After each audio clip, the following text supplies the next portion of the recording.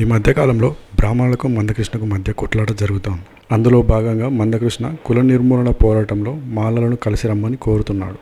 దీనికి మాలల అభిప్రాయం ఏంటి, అలాగే మీ అభిప్రాయం ఏంటి?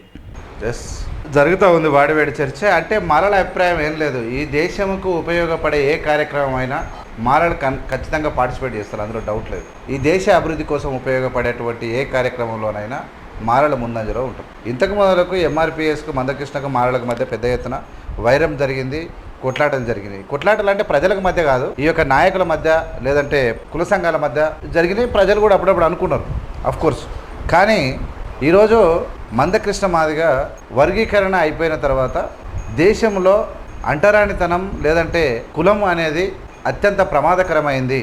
అంబేద్కర్ గారు రాసిరు, ఎప్పుడు కాదు, ద అనిలేషన్ ఆఫ్ ద క్యాస్ట్లో కులాన్ని నిర్మూలించాలని అంబేద్కర్ గారు చెప్పారు. ఈ దేశంలో మూర్ఖంగా మనుషులను మనుషులుగా చూడండి, మనుషులమ్మ సమానంగా ఉండకపోవడానికి కారణం కులం.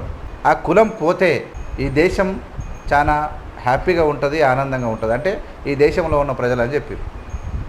కాబట్టి మందకృష్ణ ఇన్నేళ్ళు ఏ పోరాటాలు చేసినా now is in right track. ఖచ్చితంగా మందకృష్ణ రైట్ ట్రాక్లో ఉన్నాడు ఇప్పుడు. ఎందుకంటే కుల నిర్మూలన అనేది ఎసెన్షియల్. తప్పకుండా కుల నిర్మూలన అనేది జరగాలి. ఎందుకు జరగాలంటే కులం అనేది ఏం చేస్తుందంటే మనుషులకు మధ్య వ్యత్యాసాన్ని చూపిస్తుంది. ఒక మనిషిని తగ్గించి ఒక మనిషిని గర్వంతో విర్రవీగేలా చేస్తుంది. ఈ అత్యంత ప్రమాదకరమైనటువంటి కులం అనేది అన్నిటికన్నా ప్రమాదకరమైంది. ఈ కులం ఈ మతం రెండు ఈ దేశాన్ని చీల్చడానికి ఉపయోగపడ్డదని చెప్పి ఒక ఎగ్జాంపుల్ చెప్పింది. ఈ దేశాన్ని పాకిస్తాన్ అంటే ముస్లిమ్స్, పాకిస్తాన్ అండ్ ఇండియా పోతే ఇండియాలో హిందువులు ఎక్కువ ఉంటారు, పాకిస్తాన్లో ముస్లింలు ఎక్కువ ఉంటారు. కానీ పాకిస్తాన్ విడిపోవడానికి కారణం ఎవరు అంటే జిన్నా. ఆ జిన్నా ఎవరు అంటే గుజరాత్లో ఉన్నటువంటి ఒక హిందువు. గుజరాత్లో ఉన్నటువంటి ఒక హిందువు, చేపల పట్టే ఒక హిందువు మతం మార్చుకొని ముస్లింలకు పోయి దేశాన్ని విభజించే స్థాయికి ఎందుకు వచ్చిందంటే మతం అనేది ఎంత ప్రమాదకరమైంది, కులం అనేది ఎంత ప్రమాదకరమైంది. ఈ దేశంలో కులాల మధ్య అంతరాలు ఉండడం వల్ల జిన్నా అనేటువంటి వ్యక్తి ఆయన అలా తాత ముత్తాతలు ఈ అంటరానితనంలో ఉండకూడదని చెప్పి గుజరాత్లో చేపల పట్టే క్రమం లోపల వాళ్ళను అంటరాని వాళ్ళగా చూసినప్పుడు వాళ్ళు ఆ మతం మార్చుకొని ముస్లింలలో కలిసి మా ముస్లింలకు సపరేట్ దేశం కావాలని కొట్లాడినటువంటి జిన్నా ఆయన కరుడగట్టిన ముస్లిం అనుకుంటారు, కానీ జిన్నా హిందువే. ఈ దెబ్బకు అంటే ఒక మతం అనేది దేశాలను చీల్చింది, కులం అనేది మనుషులను చీలుస్తుంది, వర్గాలను చీల్స్తుంది.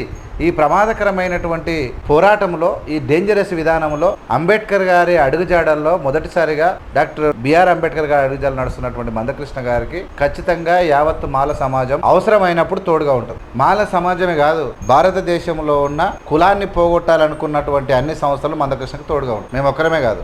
కానీ మాలల తరపున నేను చెప్తా ఉన్నా, ఖచ్చితంగా ఈ కుల నిర్మూలన ఈ దేశంలో జరిగే పోరాటం లోపల ఖచ్చితంగా మందకృష్ణ వెంబడి మాలలు నడుస్తారు. ఇది ఎవరు ఊహించలేని పరిణామం ఇది ఖచ్చితంగా. ఎందుకంటే లక్షలాది మంది యువకులు, దళిత యువకులు పెళ్లిల సమయం లోపల కులం, అహంకారము, అంటరానితనం అనేటువంటి ఒక కుల రాక్షస్ అనేటువంటి ప్రమాదకరమైనటువంటి ఆ రాక్షస చేతిలో లక్షలాది మంది బంగారు భవిష్యత్తు ఉన్న దళిత యువకులు ప్రాణాలు కోల్పోయారు, చంపబడ్డారు, హత్యలు చేయబడ్డారు. పెళ్లిల సమయంలో, ప్రేమించుకునే సమయంలో ఎందుకు చేయబడ్డారు? కులం. ఇలాంటి కులాన్ని కూకటి వేలతో పీకేస్తామన్నప్పుడు ఖచ్చితంగా మాలలే కాదు, మందకృష్ణ వెంబడి యావత్తు రాష్ట్రంలో ఉన్నటువంటి ఈ దేశంలో ఉన్నటువంటి ప్రజలందరూ తిరగాల్సిందే. కాబట్టి బ్రాహ్మణులు ఎవరు అసలు ముఖ్యమైనటువంటి ఇప్పుడు ఉన్నటువంటి పురోహితులు, ప్రజలతోని కలిసిమెలిసి ఉండే బ్రాహ్మణులు ఎవరు కూడా అసలు ఈ దేశానికి శత్రువులు కాదు. అత్యధికంగా దోపిడీ చేసే బ్రాహ్మణులు, అత్యధికంగా కులము అంటే కులతత్వాన్ని, మతాలను రెచ్చగొట్టే బ్రాహ్మణుడు, అసలు మతాలు, కులాలు ఈ విషయం అనేది అలాగనే ఉండాలని కోరుకునే బ్రాహ్మణులు మాత్రమే ఈ దేశానికి శత్రువులు. బ్రాహ్మణులందరూ ఎప్పటికీ శత్రువులు కారు. బ్రాహ్మణులు చాలామంది గుళ్ళల్లో వరుసలు పెట్టుకొని పిలుచుకునే వాళ్ళు ఉన్నారు. నెక్స్ట్ అంటే బ్రాహ్మణులను ఇక్కడ మందకృష్ణ గారు తీసుకొచ్చినటువంటి ఒక్కొక్క పాయింట్ మామూలుగా లేదు.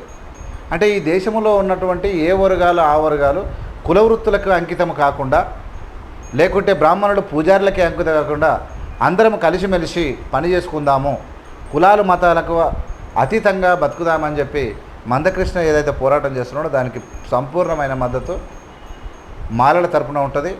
ఖచ్చితంగా ఏవిఎంగా నేను కూడా ఖచ్చితంగా ఏవిఎం ఛానల్ తరపున లేకుంటే మాలల తరపున ఖచ్చితంగా అవసరమైనప్పుడు పోరాట సమయంలో పూర్తి మద్దతు మందకృష్ణ మాదిగకు ఉంటావు, అందులో డౌట్ ఏం లేదు.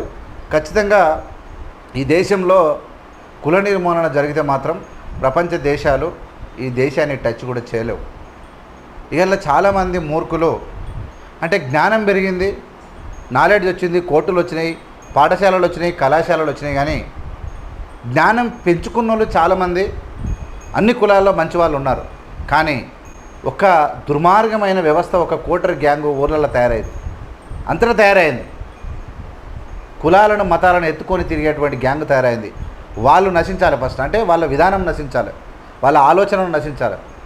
ఆ దుర్మార్గమైనటువంటి ఒక వ్యవస్థ ఇంకొక వ్యవస్థకు వ్యతిరేకంగా పనిచేస్తుంది దేశంలో, అది నశించాలి. అది హిందువులలో కానీ ముస్లింలు కానీ ఏమిట్లయినా సరే, ఒక మతము ఇంకో మతానికి వ్యతిరేకంగా పనిచేయడమే నశించాలి. ఒక మనిషి ఇంకో మనిషిని తక్కువ చూడడాన్ని నశించాలి. దానికోసం పోరాటం చేస్తున్నటువంటి మందకృష్ణకు యావత్ భారతదేశ ప్రజలది అందరు ఖచ్చితంగా అందరి మద్దతు ఉంటుంది, అందులో డౌట్ ఏం లేదు. ఖచ్చితంగా ఉండాల్సిందే. మనిషి ఎవరైనా మందకృష్ణ గారిని అనేక ప్రోగ్రాంలలో అనేక కార్యక్రమాల్లో వర్గీకరణ విషయంలో నేను మాట్లాడింది వాస్తవం. కానీ మాదిగలను మానలు ఎలాంటి శత్రువు, ఎందుకంటే వాళ్ళకి పాపం తెలియదు, వాళ్ళు ఎవరు కూడా ఎవరు ఆ పాపం చేయలేదు, ఎవరు కూడా శత్రుత్వం పెంచుకోవాల్సిన అవసరం లేదు. ఖచ్చితంగా మనుషులుగా అందరం కలిసి ఉండాలి, భారతీయులుగా తెలంగాణ ప్రజలుగా మనం కలిసి ఉండాలి, అది మన బాధ్యత. ఖచ్చితంగా ఈ దేశంలో కులం అనేది పోవాలి, దానికోసం పోరాటాలు జరగాలి. ఆ పోరాటాలకు ఖచ్చితంగా మా మద్దతు, మాలల మద్దతు సంపూర్ణంగా ఉంటుంది. చూస్తూనే ఉండండి AVM media. AVM media like చేసి, షేర్ చేసి, సబ్స్క్రైబ్ చేసి ప్రజలకు పంపండి. Thank you so much. జై భీమ్, జై భారత్.